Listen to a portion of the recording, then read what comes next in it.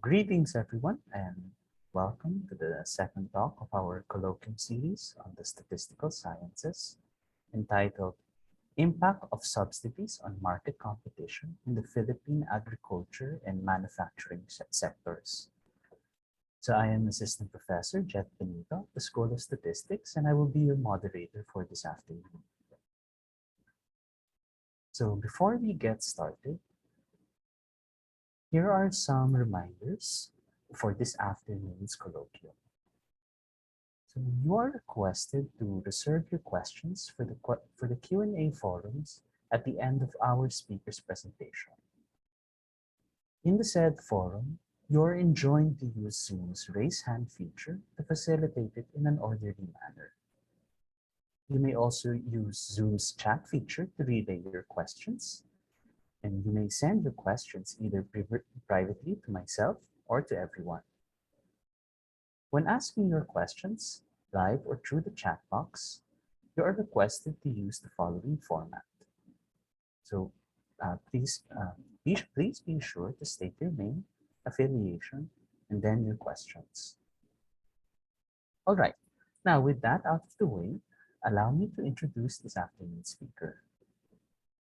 He completed his bachelor's and graduate coursework in economics in the University of the Philippines, Los Baños, and is currently a Master of Statistics student at the UP School of Statistics.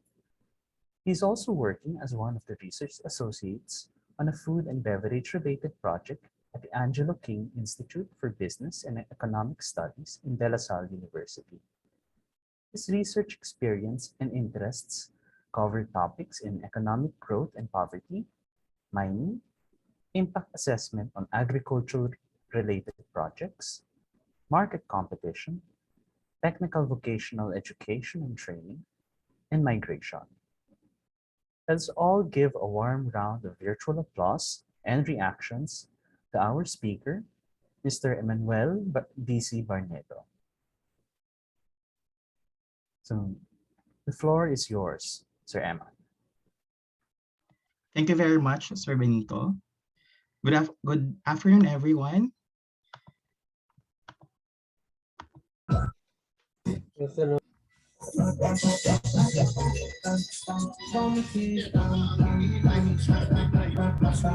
Excuse me.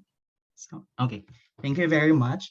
So this presentation is part of a research project headed by Dr. Arlene Inocencio, which was commissioned by the Philippine Competition Commission to assess the impact of subsidies on market competition in the Philippine agriculture and manufacturing sectors.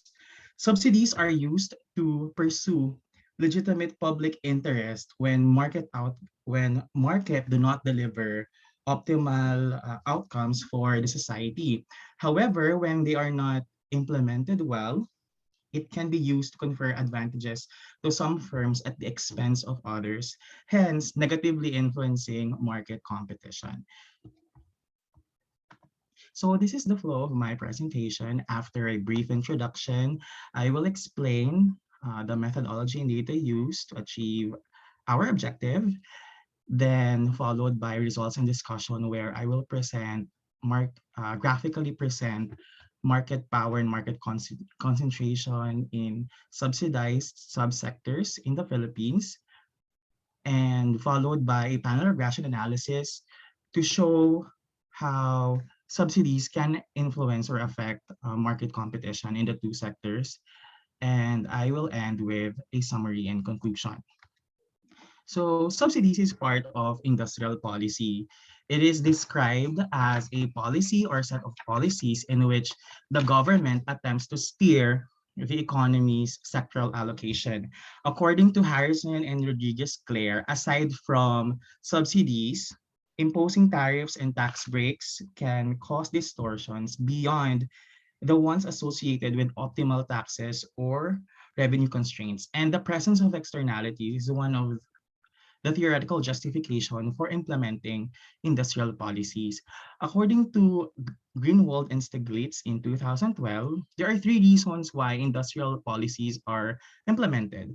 The first one is that the economic structure derived from market forces does not maximize uh, societal welfare. Second, um, rules, regulations, legal frameworks, and how they are implemented affected economic structure. And lastly, government expenditure influenced economic structure.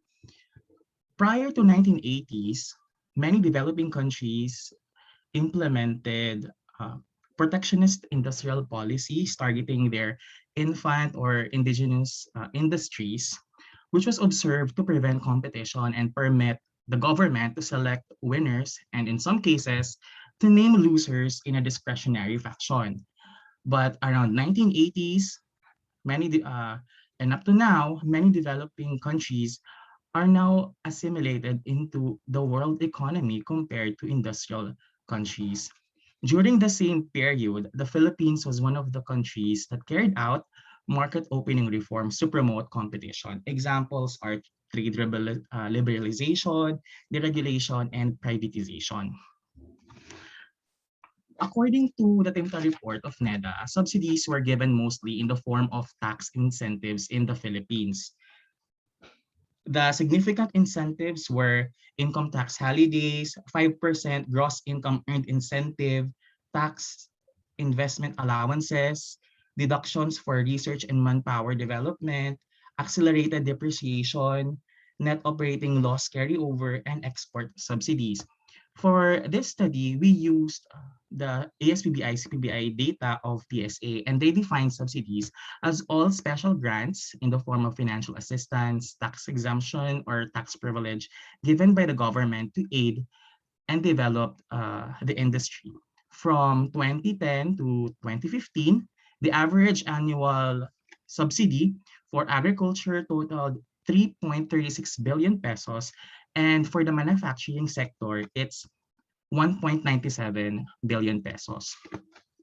In the agriculture, majority of the subsidies went to two subsectors: services to establish crops, promote their growth and protect them from pests and diseases, and operation of irrigation systems. In 2013, about 81% of the agriculture subsidies went to the Philippine Coconut Authority, and 19% of the total subsidies went to National Irrigation Administration. The sharp rise in subsidy for Philippine Coconut Authority was partly due to the cocolisa problem that plagued the coconut industry in that year. For the manufacturing sector, the major industries that received subsidies for more than 1 year were spinning and texturizing industries, semiconductor devices and electronic components industry, parts and accessories for motor vehicles and their engines. The spike in manufacturing subsidies in 2012 largely went to the manufacture of uninterruptible power supplies and semiconductor devices and other electronic components that got over 80% of the total subsidies for the manufacturing sector in that year. There are these are the arguments for subsidizing the two Philippine sectors. For the agriculture sector, it is to stabilize markets, help low-income farmers, and aid rural development. As for the manufacturing sector, it is to promote and give priority to sectors identified as growth areas, which were aligned to the government's development goals. If well devised and correctly applied, Agion et al. Argued that subsidies or industrial policies in general could not only reduce market failures, but also improve competition. But by granting state aid or subsidies, this could be considered as selective, as mentioned earlier, and tip the competitive balance between the recipient firm and its competitors. As explained by Nevin and Veridine, subsidies affect competition in two levels. The first one is that uh, competitors will react with the changes in the behavior of the recipient firm. In the second level, firms will react or reallocate their resources to respond how the government provide subsidies so that they themselves can earn relatively higher subsidies. So the objective of this study is to determine the impact of Philippine industrial policy captured through subsidies with respect to market competition. Specifically, we examined the market structure captured by the Herfindahl-Hirschman Index and market power through price-cost margin in the agriculture and manufacturing subsectors where subsidies were poured into, and we estimate the effects of government subsidies on a firm's behavior and the environment for a business. So why agriculture and manufacturing sector? These two sectors were identified in the PDP 2017-2022 as key areas where economic growth and development can be sustained. And while the Philippine Competition Act was enacted in 2015, up to now, um, we have yet to see a similar study like what we have done and what I'm going to present to you. So first, uh, we estimate a market concentration uh, variable. According to Aldaba, high concentration is a necessary condition for market power to exist. And for us to look into the market structure in the different subsectors in the agriculture and manufacturing sector, we use the Herfindahl-Hirschman Index. It is computed uh, as a summation of the market share squared of each enterprise within a subsector at time t. So why HHI of all the other market concentration measures? According to Bisanco et al., antitrust enforcers in the US often utilize HHI to predict the effects of mergers on pricing, with the Quirino model providing justification for this approach. Sityawan et al. Added that Herfindahl-Hirschman Index also captured the inequality of market shares distribution among all enterprises in a subsector. So the HHI for a subsector ranges from 0 to 10,000, and market shares were computed using the value of output of each establishment at the 5-digit basic level of the ASPB-ICPBA dataset. So to determine which subsectors are unconcentrated, moderately concentrated, and highly concentrated, we use the classification used by the US, DOJ, and FTC. So this is usually used by US authorities in investigating horizontal mergers, a post-merger resulting in a moderately concentrated market caused competitive concerns and merited further examination. Next, for us to determine market power, we use the Lerner Index. Higher concentration values merely indicate a large degree of market concentration, but highly concentrated industries may decide to collude, thus a possibility for non-competitive behavior.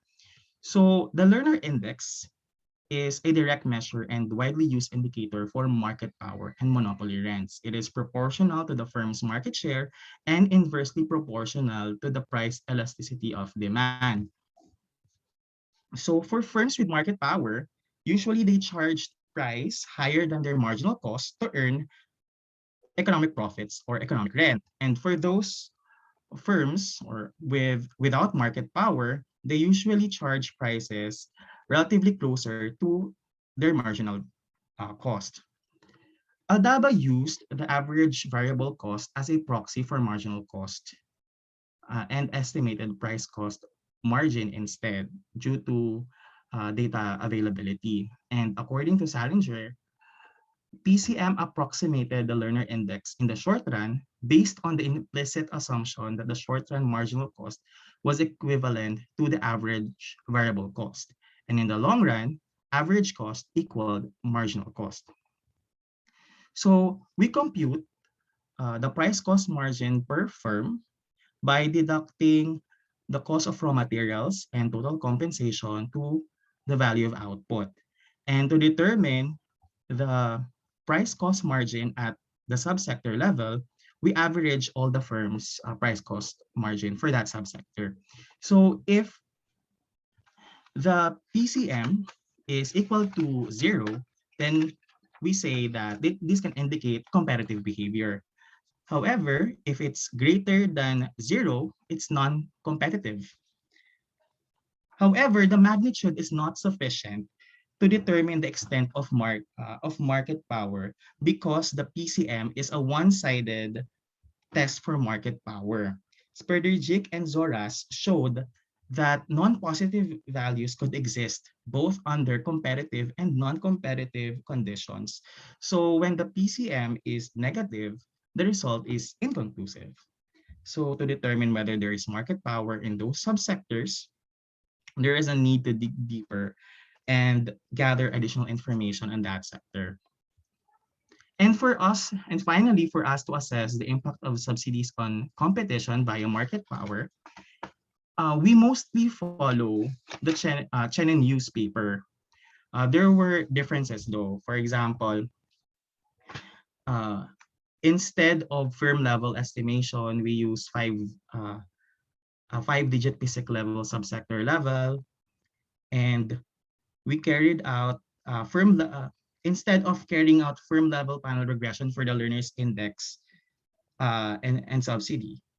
And in our case, I is not a firm, but a subsector due to the data availability. And Chen and Yu actually estimated marginal cost through using log linear and translog cost function.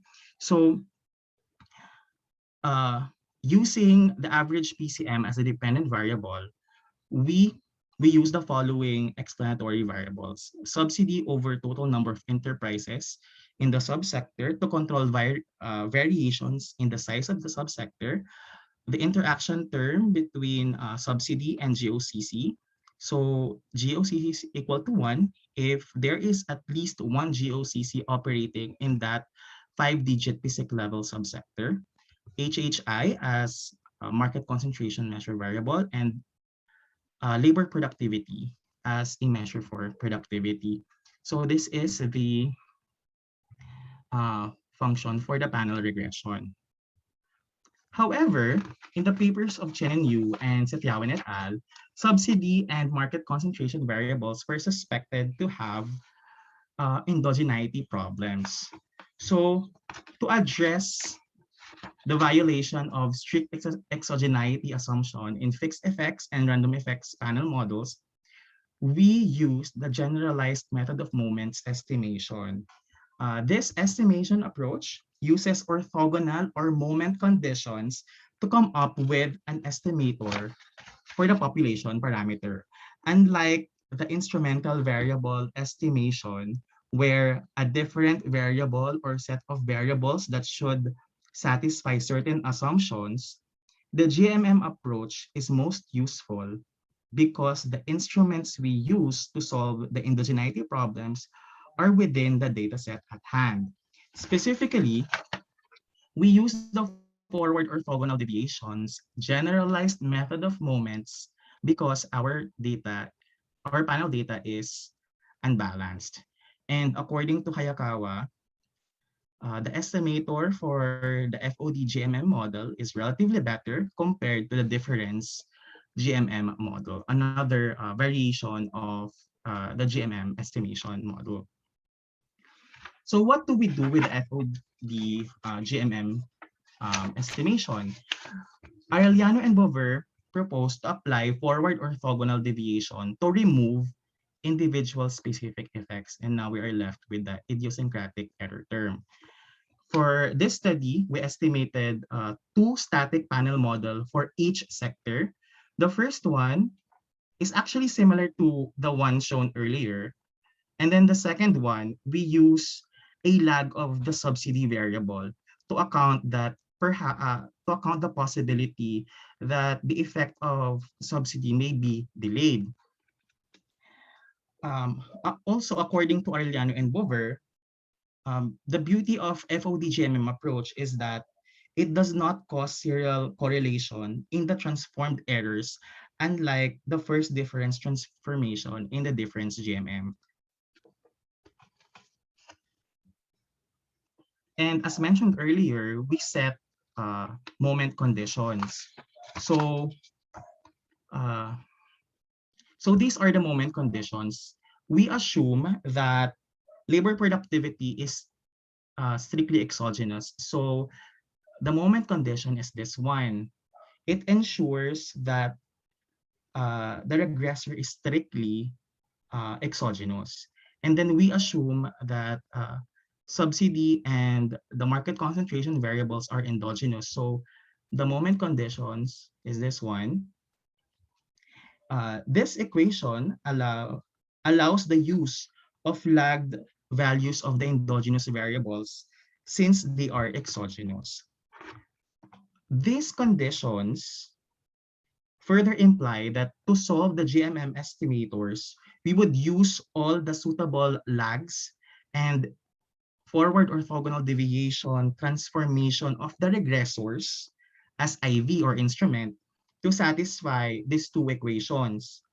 All of these are assumed to be uncorrelated with the FOD transformed error term. As for post-estimation,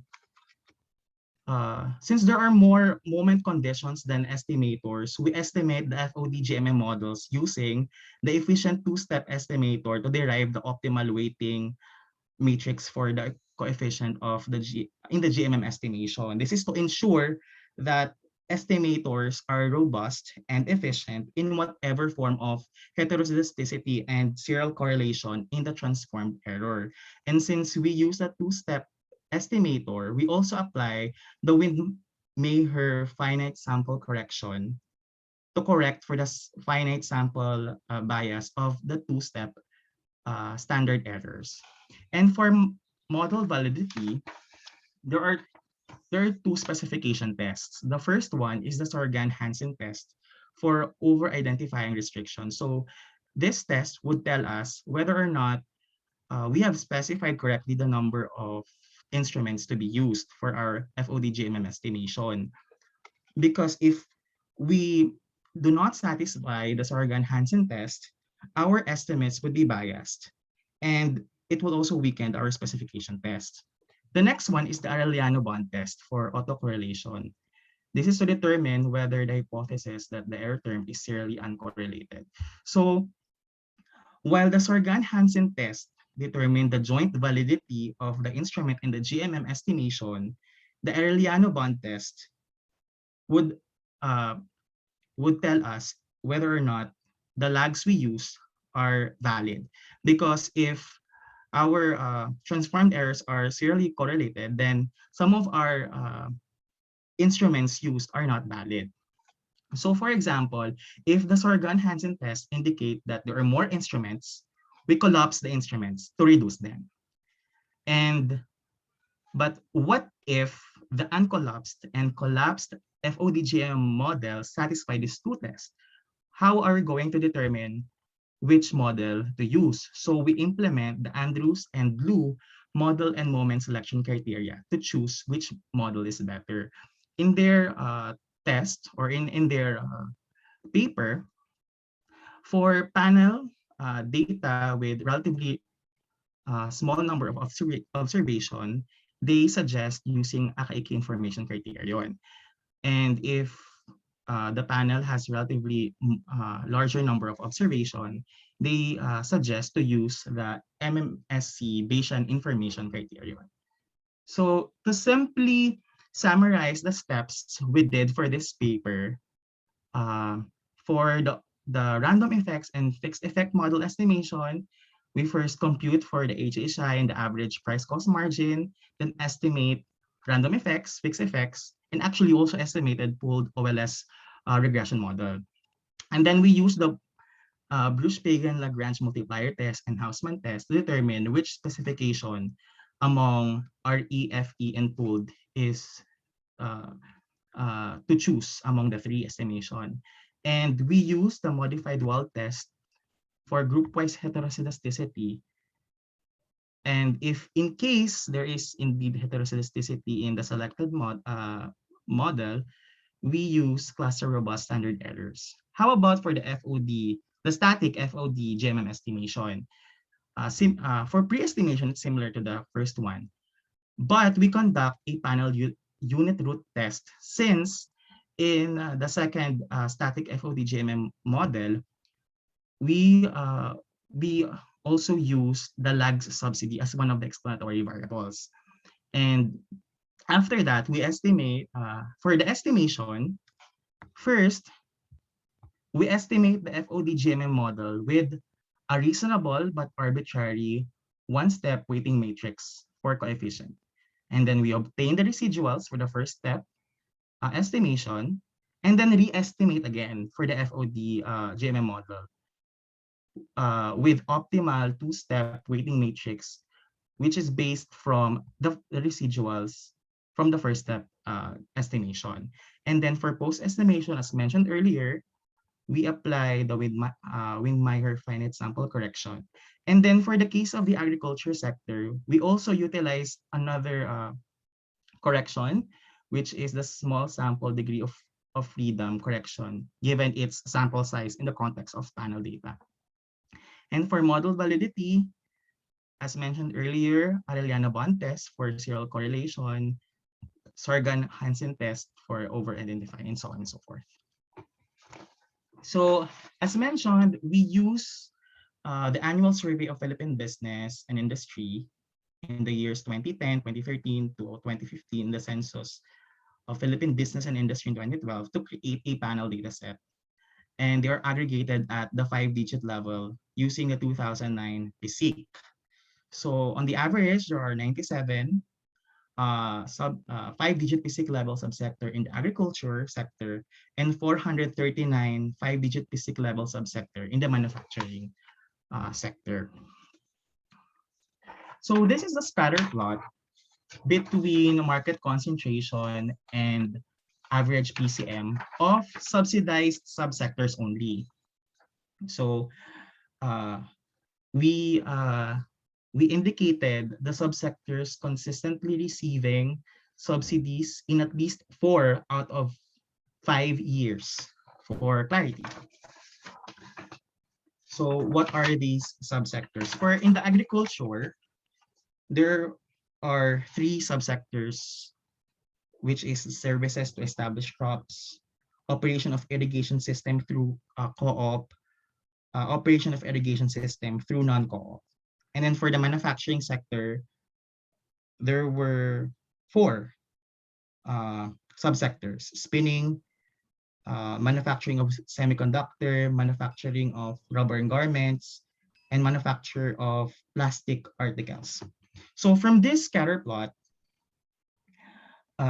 it can generally be observed that most of the subsidized subsector exhibit some form of non-competitive behavior having non-negative average price cost margin. And using the classification by US authorities, there are still many subsectors in the manufacturing sector that are unconcentrated. For the agriculture sector, only in recent years that practically all subsectors are at least moderately concentrated. But what if we wanted to determine how concentrated are the subsidies? So we computed a subsidy concentration. Instead of using market shares, we use subsidy shares. Uh, in this scatter plot, it can generally be observed that most of the subsidized subsectors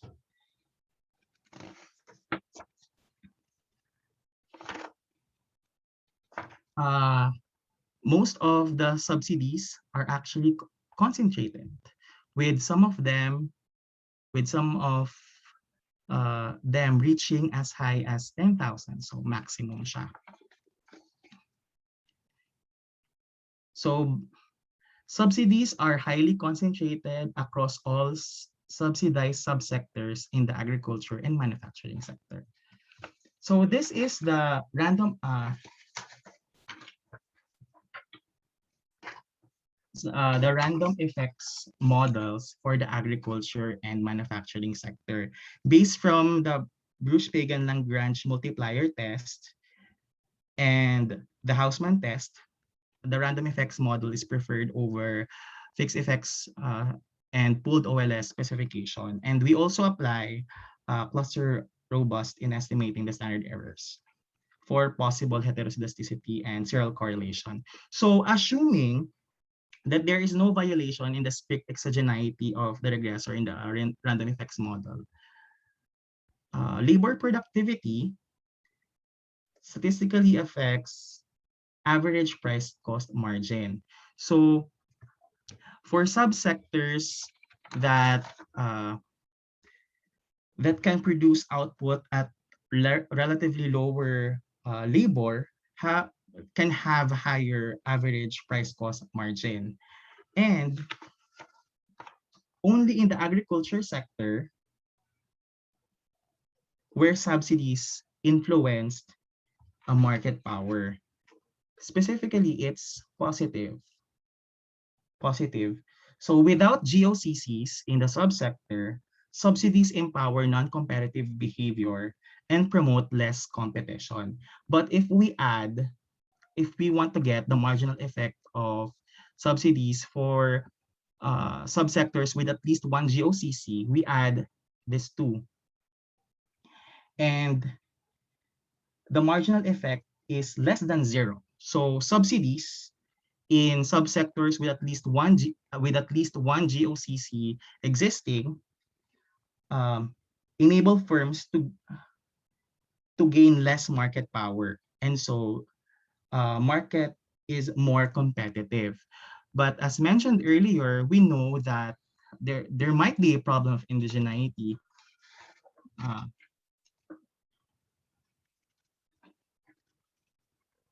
uh, and so we estimated the FOD GMM models. And as mentioned earlier, since we introduced the lagged value of subsidies in one of the estimated static FOD GMM models, we use panel unit root test. And subsidies in both sectors are stationary at level form, though a time trend was included in the agriculture sector. As for model validation, uh, in our final model, all of them satisfies the Sorgan-Hansen test for over-identifying restrictions. In fact, for the agriculture sector, we actually opted for a, uh, a collapsed GMM instruments.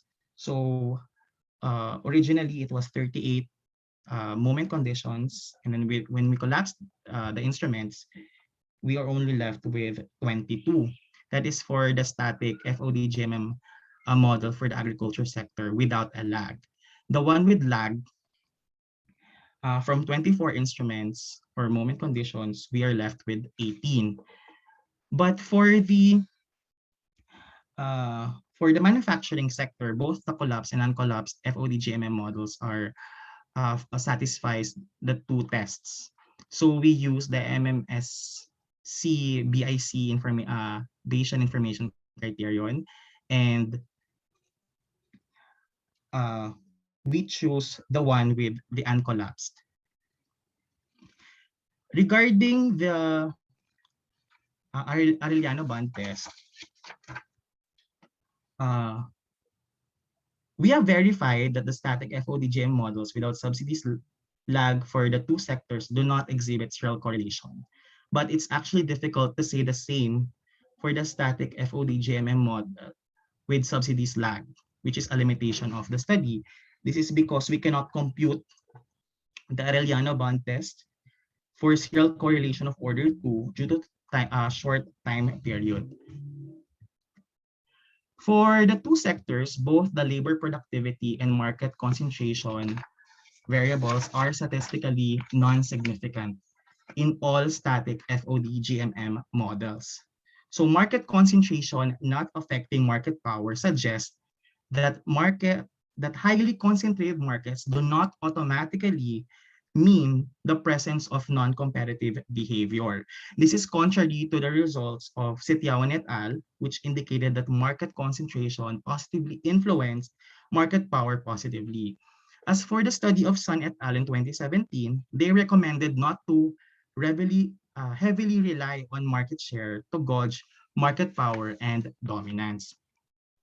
So subsidies in the current period for the agriculture and manufacturing sectors are found to be non-statistically significant across all static FOD GMM models. Uh, According to Chen and Yu, when subsidies did not affect market power, they were neutral and did not affect the firm's output. But when we consider the subsidies lag model, receiving subsidies in the past may put a firm at an advantage over its competitors in both sectors, holding other things constant. So the effect on the firm or subsector's market power may take effect after a year, possibly due to subsidies, especially those in the form of tax incentives, are still subjected to the evaluation and approval of the investment promotion agencies. So these IPAs are tasked to provide fiscal incentives to registered business enterprises. So for example, if the tax obligations are already paid prior to the approval, the registered business enterprises would earn tax credits which they could use the following production period. So fiscal incentives can also be viewed as savings from the point of view of the business. Firm can use the savings to further invest on research and development, infrastructure, innovation, and other productive or productivity enhancing activities and other technologies. And as for direct financial assistance, unless firms are able and are aware and able to fully anticipate the time the subsidy will come, their current production plans are based on current internal economic resources.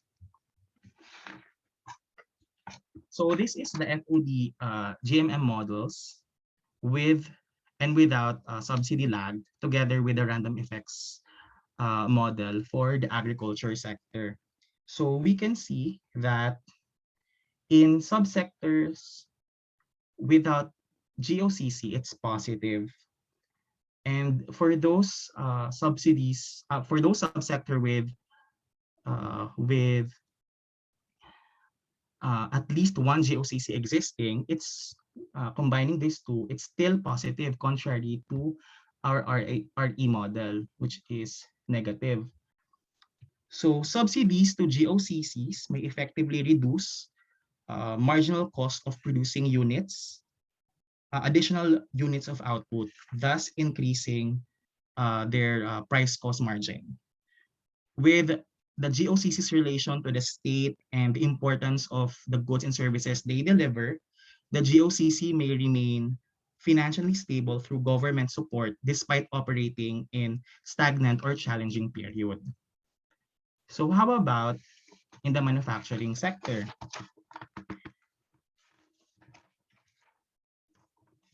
In the manufacturing sector, it's positive for subsectors without GOCC.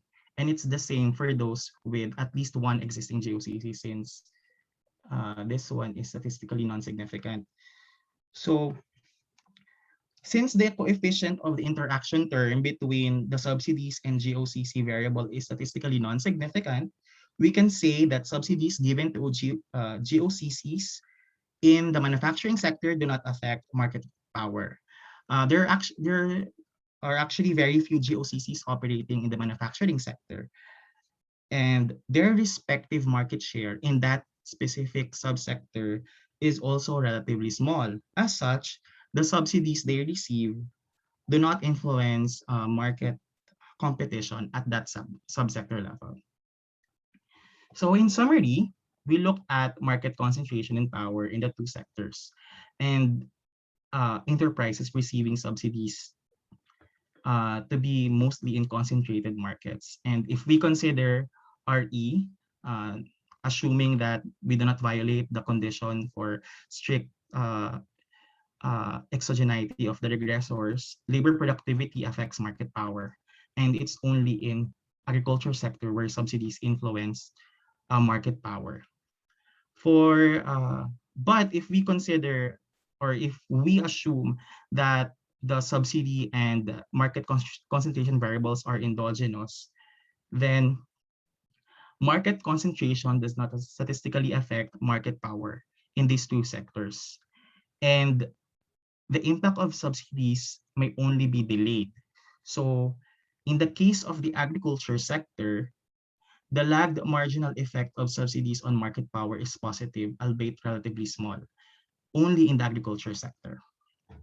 While we ensure the possible estimation problems are addressed to come up with robust estimates for our models, we cannot verify the static FODGM models with subsidies lag having no serial correlation of order 2 due to limited observation or information. And as for more information becomes available, we actually recommend that research be done at the firm level instead of subsector level, with subsidies disaggregated by type to get a more micro picture of the effect of subsidies in that industry. Thank you very much.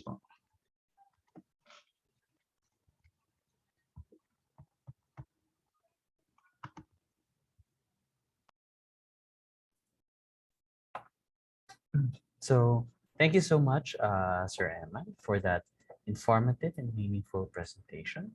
And to further our learning experience, we are now opening the floor for our question and answer forum.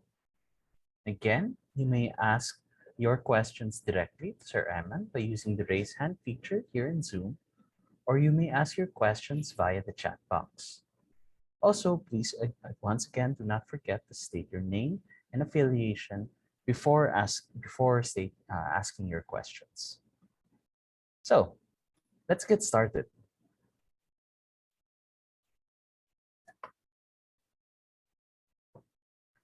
Sir Eman, we have a question here. So, since the data that you used were from 2010 to 2015, do you think the results are still valid in the years after? Well, to be honest, I'm not sure because as far as I can remember, usually the estimates are only limited in the years used for the analysis.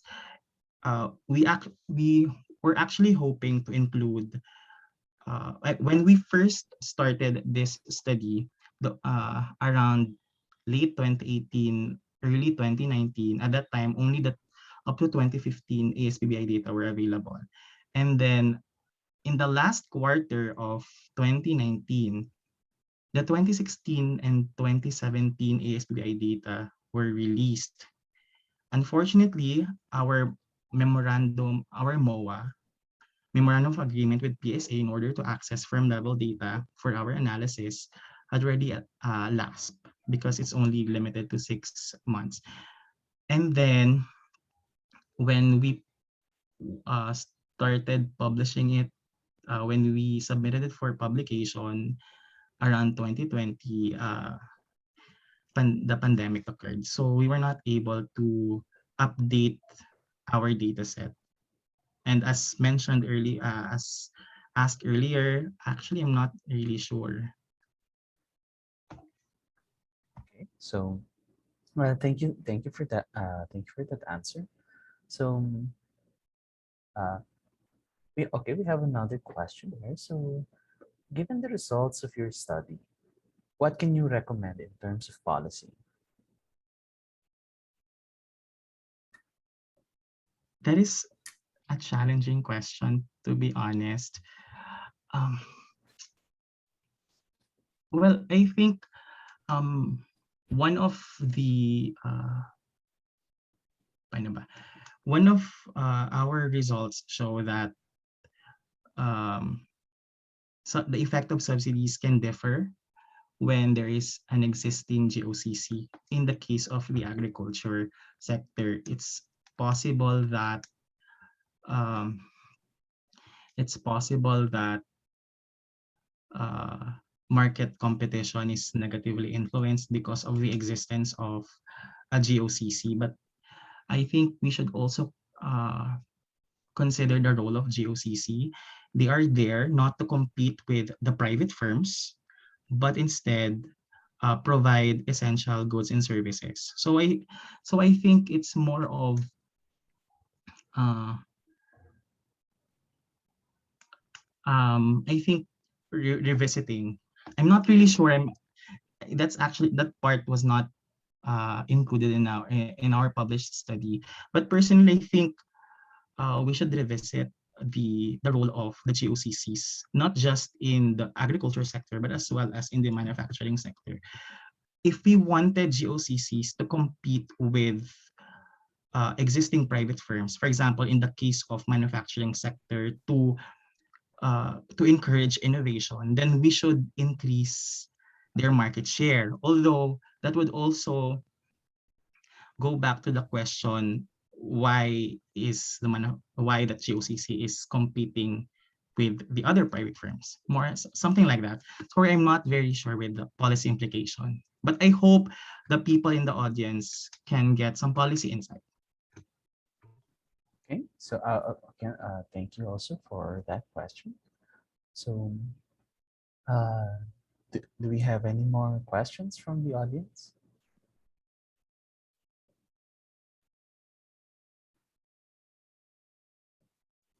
We can entertain about 1 to 2 more questions.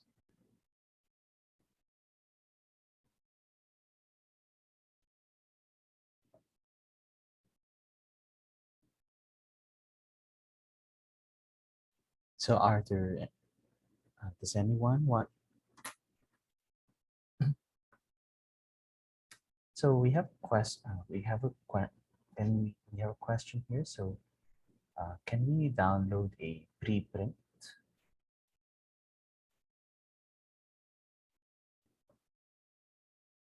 I'm sorry, you are on mute. Actually, this study was already published in the October issue of the Philippine Journal of Science, so you can read it there. It's free.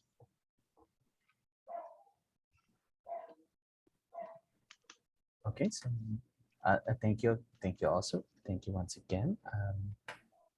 So do we have any more? We have time for one final question. So would anyone like to? We still have any more questions from the audience? Are there any more questions? So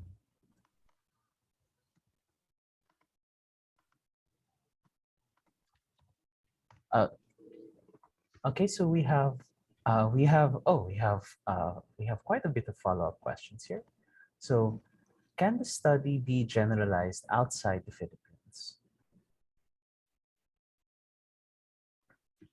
Um, Actually, in the case of Chen and Yu, it was they studied the milk industry for China, and for Setiawan, I think it was in either Thailand or Indonesia. So yes, it can be applied to other countries, even to other sectors. Although it might the result may differ depending on the country and as well as what are the economic structure, legal frameworks in that specific subsector. For example, in in the milk industry of China, there is no general standard when it comes to receiving or providing subsidies. But here in the Philippines, we have the uh, Board of Investments, the other investment promoting agencies that provide uh, all these subsidies or tax incentives for registered business enterprises. And it might be interesting to, aside from GMM estimation, you can also use an IV estimation where the instrument, uh, you have a different set of instrument other than the ones used in your current data set. That's all. Thank you. And for our final question, as is in social response, how can we improve the agriculture sector?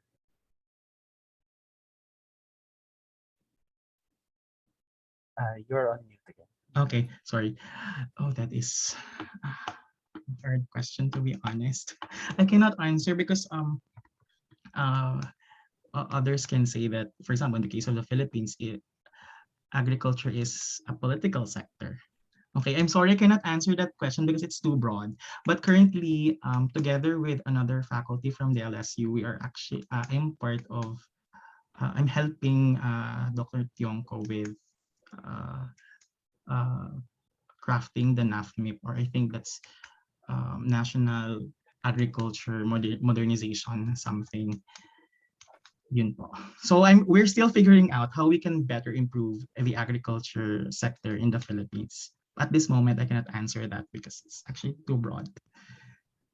Okay, so we understand. Okay, so okay, so thank you very much for your relevant questions, and I hope we got further insights from them.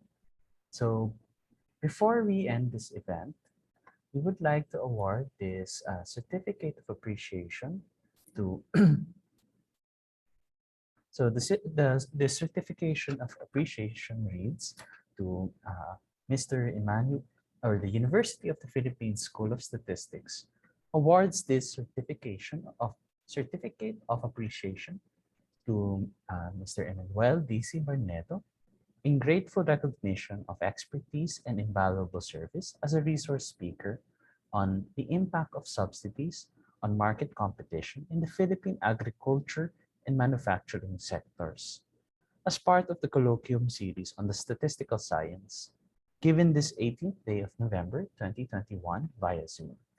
Signed by Dr. Imogene Evidente, the Director for Research of the UP School of Statistics, and Dr. Joseph Ryan G. Lansana, the Dean of the UP School of Statistics.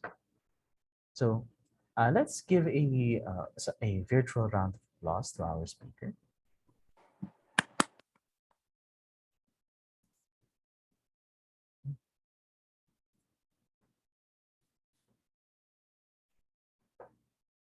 So now before we officially close out, so we would also like to invite you next to our next event, which will be the BSP UP Professorial Chair Lecture. So for our speakers, we will have Dr.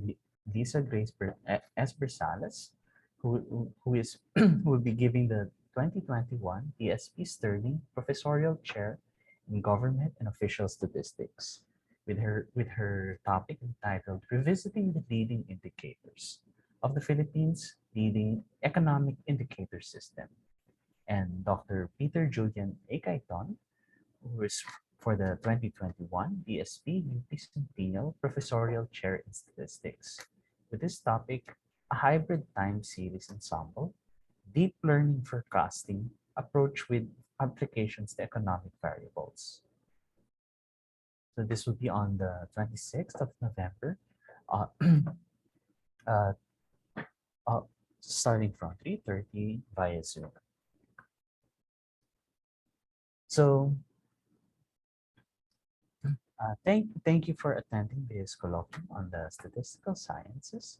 So in case you have if you have any feedback regarding this activity, and if you would like to request for a certificate of participation, kindly answer the feedback form provided here, and also to for to stay updated for future events.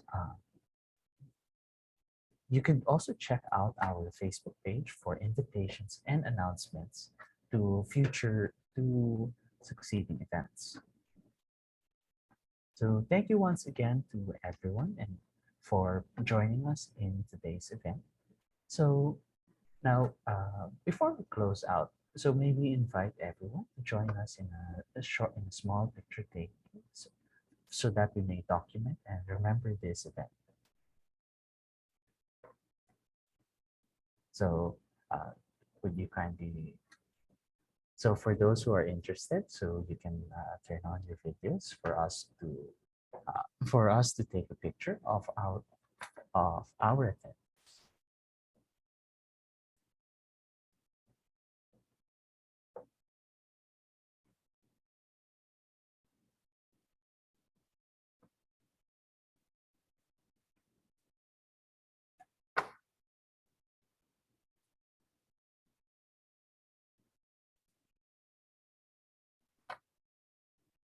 Okay, so uh, who, who's taking the picture? So Hi everyone. Sige po, maybe the others will be able to join us for the picture. Everyone smile po. Counting off 1, 2, 3, smile. All right, thank you very much po. So once again, we would like to thank everyone, and as well as to Mr. Emma uh, for sharing his expertise in this topic on the effects of subsidies on the agricultural and the manufacturing sectors. So once again, a big thanks to everyone. Have a nice dinner, and we hope that you enjoy the rest of your day.